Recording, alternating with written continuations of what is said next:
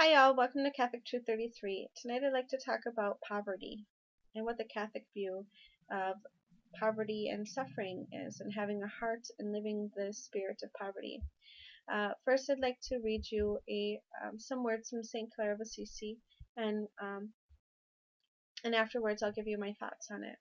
So first of all, St. Clare of Assisi says, "O blessed poverty, who bestows eternal riches on those who love and embrace her! O holy poverty, God promises the kingdom of heaven, and in fact offers eternal glory and a blessed life to those who possess and desire you. O God-centered poverty, whom the Lord Jesus Christ, who ruled and now rules heaven and earth, who spoke and things were made, condescended to embrace before all else." Wow, what strong and powerful words that St. Clare of Assisi said here. In our world that we live in today, we're filled with all these wants and desires and for materials and popularity. Why do you think Facebook is so big? Because everybody wants to be popular and show what they're doing and what things that they have and whatnot, because it really feeds into that want to be popular. Now, the word poverty in our day and age is not usually listed as what somebody wants from their life. It is never defined as blessed, holy, or even God-centered, as St. Clare puts it. In many religions of the world, when one is poor, it is considered paying back of a wrong that they have done. So what you might have heard is something called karma. So something that has come back from either a past life or something that they've done in this life that they need to pay back for. In other religions, it says that God doesn't love that person because they're poor. And then in other people even say that God doesn't exist because why would poverty exist? Why would that happen? Why would God allow such a thing to happen if there was a God? But here in this passage, St. Clare expresses what the Catholic view is, that suffering is the key to eternal glory, and at the center of suffering is God.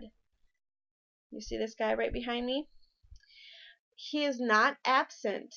It is not an idea of karma where it could be a punishment, but in this God-centered poverty, with his presence, there is abundant love. Now, you and I may not be called to be Franciscans. Who knows? Maybe you are. Maybe you should go pray about it. But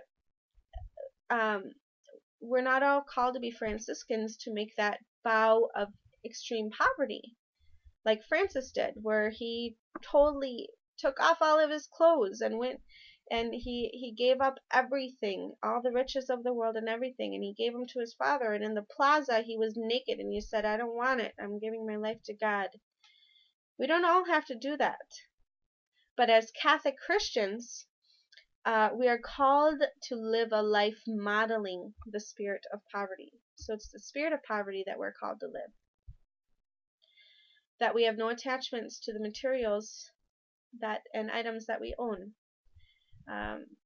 First, we need to see that is a gift from God. Second, we need to look and see that the item that's in my hands belongs to God. That it is given to me from his loving heart for me to use, especially when we can bring greater glory to him. Last is to help those around us. He has placed this responsibility in our hands to be a good steward and use it properly. He gives us that little mustard seed that we plant, and it grows. If we never plant the seed and we keep it to ourselves, it will bear nothing. It will bear nothing. We are God's helpers in his vineyard. We are called to plant. Let's get planting.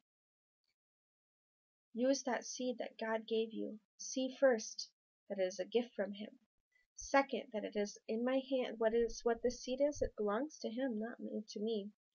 It is given to me to bring glory to him, to help those around us, and to use it properly. Plant that seed. I'm going to leave you with a meditation from St. Clare of Assisi that really just encompasses what we should be focusing on. What we're not supposed to be focusing on what we can live in this world, but the next. Starts off like this. She says, place your mind in the mirror of eternity. Place your soul in the splendor of glory. Place your heart in the figure of the divine substance, and through contemplation transform your entire being into the image of the Divine One himself, so that you yourself may also experience what his friends experience when they taste the hidden sweetness that God alone has kept from the beginning for those who love him. God bless you. Have a good night.